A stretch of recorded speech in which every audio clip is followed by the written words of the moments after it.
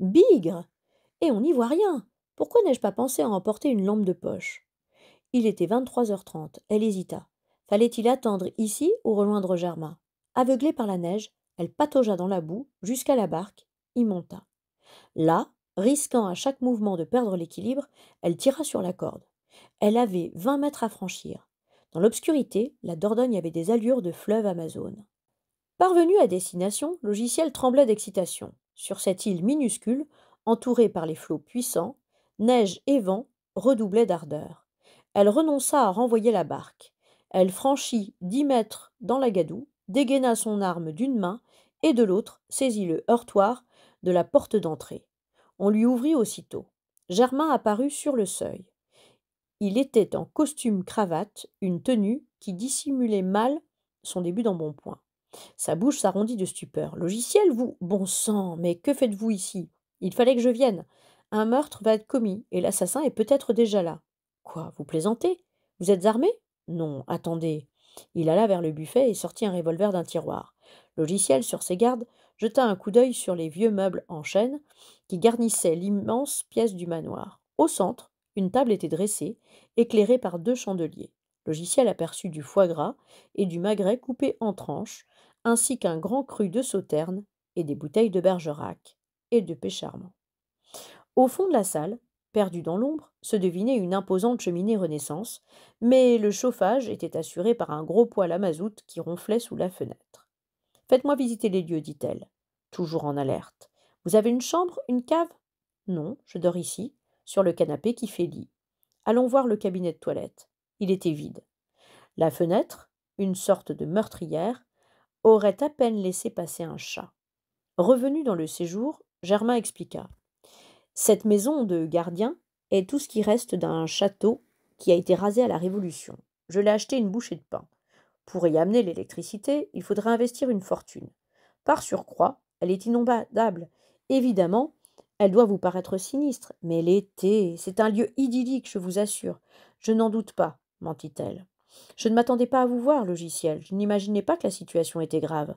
Si nous n'avions pas été interrompus tout à l'heure, asseyez-vous. Expliquez-moi tout ça. Elle lui résuma ses déductions récentes. Incroyable, ne cessait de murmurer Germain, en tournant et retournant la carte du serial killer entre ses doigts. William serait donc menacé, car il est roux, vous avez raison. A-t-il un portable? Oui, mais on ne peut appeler personne d'ici. Et puis, mes amis devraient arriver, ajouta-t-il en consultant sa montre. Il est minuit moins 10. Vos amis? Fit Logiciel, en domptant sa nervosité. Parlez-moi d'eux. Je sais qu'ils sont amis d'enfance, tous les trois. William et Jenny sont mariés depuis 20 ans. Je fréquente leur couple depuis 10 ans. Mais je n'ai vu Tom que 2 fois. William et lui sont avocats. Un métier où l'on se fait des ennemis. Tom pourrait-il être le serial killer ou même Jenny? Germain marqua le coup. Logiciel avait semé le doute dans son esprit. Le commissaire réfléchit avant d'affirmer. Jusqu'ici, William et elle ont toujours semblé très unis. Vous passez souvent le réveillon avec eux? Oui, un célibataire comme moi ne peut fêter Noël qu'avec des gens seuls ou des couples sans enfants. Sinon, il lui faut masquer sa solitude avec un décor approprié et quelques amusements. Il désigna la pièce avec une amertume mal dissimulée. Au-dessus du canapé, un trophée de reine empaillée semblait surveiller le sapin installé sur la table basse. William, Jenny et moi avons établi 2 traditions, reprit-il. La première, réveillonner ici. La seconde, organiser une surprise. Une surprise? Oui, voyez-vous, William adore mettre au point des petits spectacles.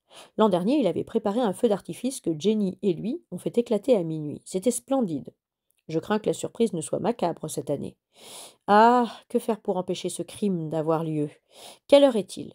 Minuit moins 4. Germain saisit son arme, qu'il avait posée sur la table basse près du sapin. À mon avis, la tempête a retardé la venue de mes amis et bouleversé les plans de votre assassin. Il n'arrivera rien cette nuit. Au même instant, 3 coups furent frappés contre la porte. Qu'est-ce qu'on parie? Fit Logiciel entre ses dents. De sa main libre, Germain ouvrit brutalement la porte. Sur le seuil, jaillissant d'une nuée de flocons blancs, apparurent 2 Pères Noël.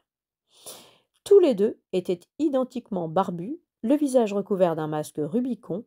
Tous les deux était vêtu d'une pèlerine rouge et chaussée de bottes noires. Au milieu des tourbillons de neige que le vent poussait dans la pièce, Logiciel les vit lever les bras dans un geste débonnaire et cordial. Les nouveaux venus se précipitèrent vers Germain, qui recula, son arme braquée vers eux. Ébahis par cet accueil inattendu, les Pères Noël se figèrent sur place. « Hé, Germain !» déclara le plus petit d'entre eux, d'une voix fluette. « C'est nous qui devions te faire une surprise. Que se passe-t-il? Tout va bien ?» Un Père Noël retira son masque, sa perruque et sa barbe. C'était une femme, la cinquantaine, épanouie et sportive. « Bonsoir, Jenny, » répondit Germain, sans abaisser son revolver. « Et vous? Allez donc poser ce paquet sur la table basse, près du sapin. »« Mais enfin, protesta Jenny, c'est notre ami Tom. »« Eh bien, doucement, Tom, » ordonna Germain, en le menaçant de son arme. « À pas lent, s'il vous plaît, sans geste brusque. » Interdit, le compagnon de Jenny obéit. Il avança jusqu'à la table basse et y plaça en évidence le cadeau qu'il avait en main. « Vas-tu nous expliquer à la fin ?»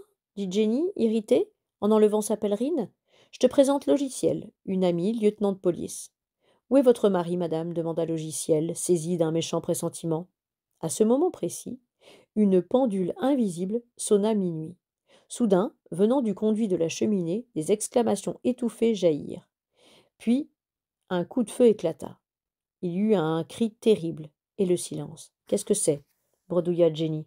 « Bon sang, hurla Logiciel, l'assassin a réussi. Où est votre mari ?»« William, » fit-elle en blêmissant. « C'est William. » Tous se précipitèrent vers la cheminée Renaissance. De la suie en tombait, recouvrant les chenets d'une fine poudre noire. 4 gros paquets entourés de rubans tombèrent à leur tour. Logiciel repoussa les cadeaux du pied. Elle s'empara d'un des chandeliers posés sur la table et s'accroupit sous le linteau. Elle distingua, 4 mètres plus haut, un Père Noël recroquevillé contre les parois, tel un alpiniste en difficulté. Un liquide sombre et gluant tombait, goutte à goutte, sur le sol, se mêlant à la suie. Et Logiciel, bien malgré elle, pensa sang et suie, rouge et noir. « Mon Dieu !» hurla Jenny, « c'est épouvantable !» Déjà son compagnon, toujours déguisé en Père Noël, ouvrait la porte et s'élançait à l'extérieur. Germain n'eut que le temps de crier « Tom, ne commettez pas d'imprudence, attendez !» Arrivé sur le seuil, Logiciel recula. Les bourrasques de neige soufflèrent d'un coup les bougies de son chandelier. Elle l'abandonna, sortit et aperçut la silhouette de Tom qui escaladait une échelle dressée contre le manoir. Il se hissa sur la corniche, puis, les pieds calés dans la gouttière, le corps plaqué contre les tuiles, il entreprit de faire le tour du toit en rampant pour gagner le pan opposé où se dressait la cheminée. Logiciel voulut suivre sa manœuvre en contournant la maison. Elle fut arrêtée par une haie de barbelés. Dans son dos, Germain criait « Tom, ça va? Vous avez besoin d'aide ?» Il avait disparu derrière le toit. Logiciel escalada l'échelle à son tour. Quand elle atteignit la gouttière, elle vit une forme inerte, vêtue de rouge, qui basculait par-dessus le faîte, tête la première. La silhouette du Père Noël, rescapé, jaillit à son tour. Il tenait son compagnon par les pieds. « Je n'en peux plus, hurla-t-il, je le lâche, vous l'attrapez !» Le cadavre glissa sur les tuiles et tomba dans les bras de Germain.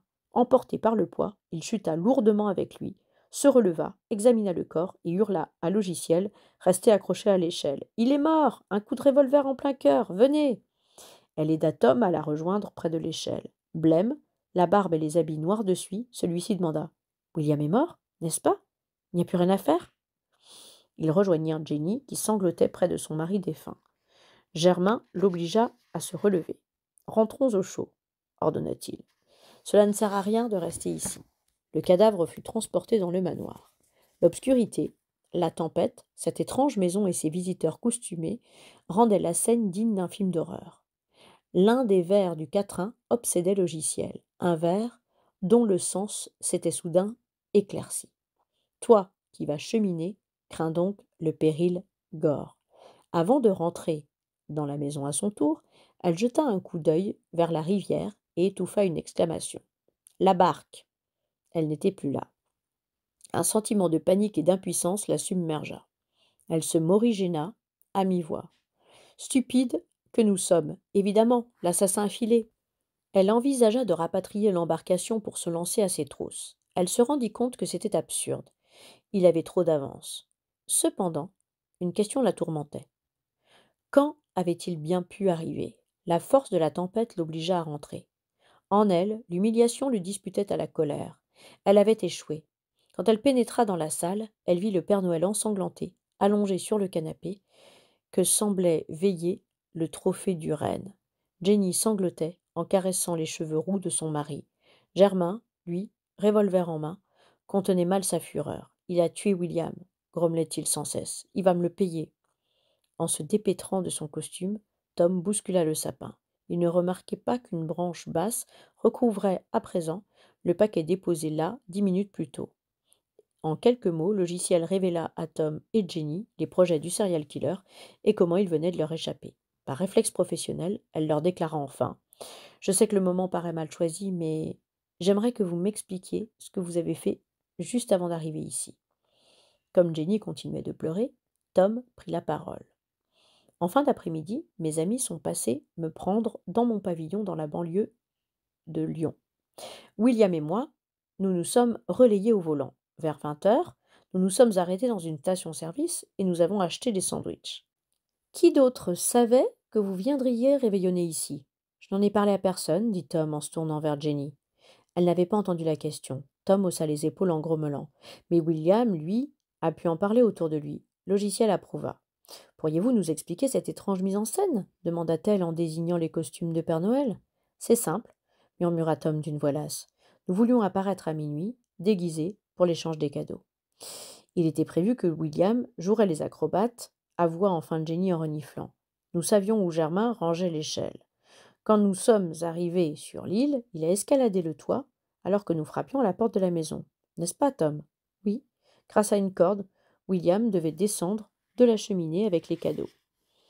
Quelqu'un vous a-t-il suivi? Insista Logiciel. Durant votre trajet en voiture ou en barque? Réfléchissez bien. Je n'ai rien remarqué, dit Tom. Qui était censé nous suivre? L'assassin, répliqua Germain. Il était sans doute derrière vous, mais à l'heure qu'il est, il doit être loin. À cet instant, 3 coups secs furent frappés à l'entrée. Logiciel sursauta et pointa son arme vers la porte. Le coupable revient-il sur les lieux du crime? Murmura Tom. Germain ouvrit, et Max apparut. Il enleva son casque de motard et lança à la compagnie: Bonsoir, joyeux Noël. Oh, ajouta-t-il en apercevant le cadavre, je vois que j'arrive trop tard. Germain, à voix basse, résuma les faits à l'adjoint de logiciel. Comment es-tu venu? Lui demanda-t-elle, stupéfaite. En moto, pardi. Je suis parti après avoir écouté ton message sur mon répondeur. Pas facile à trouver, rouget, noir. Attends, je veux dire, comment es-tu arrivé jusqu'ici? En barque? Existe-t-il un autre moyen? Il m'a fallu un bon quart d'heure pour découvrir l'embarcation sur la berge de l'île et comprendre que la corde fixée sur la poulie permettait de la faire revenir. Eh bien, ajouta-t-il en désignant William Blackjay, où est l'assassin? Logiciel faillit lui rétorquer: Tu as dû le croiser. Un quart d'heure. Max était donc arrivé en moto vers minuit, au moment du crime, et l'assassin n'avait pas eu le temps d'emprunter la barque. C'était Max qui l'avait tiré jusqu'à lui pour les rejoindre sur l'île. Bien sûr, s'exclama-t-elle, et cela change tout. Que voulez-vous dire? Demanda Germain. Logiciel leva la main et affirma d'une voix forte: Je pense que l'assassin est encore là. Oui, il est parmi nous. Comment? Fit Tom stupéfait. Un silence persistant pesa sur l'assemblée. S'il avait fui en barque, il aurait croisé Max. À quelle heure es-tu arrivé? Demanda-t-elle à son adjoint. À minuit 5, très exactement. Et la barque, où se trouvait-elle? Du côté de l'île, hélas. Je vous l'ai déjà dit. L'assassin a pu s'enfuir juste avant l'arrivée de Max, suggéra Germain. Non, il n'en a pas eu le temps. Et puis, pourquoi aurait-il pris la peine de renvoyer l'embarcation vide sur l'île? Pour nous permettre de nous lancer plus vite à sa poursuite? Évidemment, grommela Germain, à sa place, j'aurais même plutôt coulé l'embarcation en arrivant sur la terre ferme. Donc, l'assassin n'a pas fui, s'entêta le logiciel, et il est ici. Vous voulez dire qu'il se cache sur l'île? Demanda Tom. Non, je pense pas qu'il se cache à l'extérieur. Pourquoi pas? Insista Tom.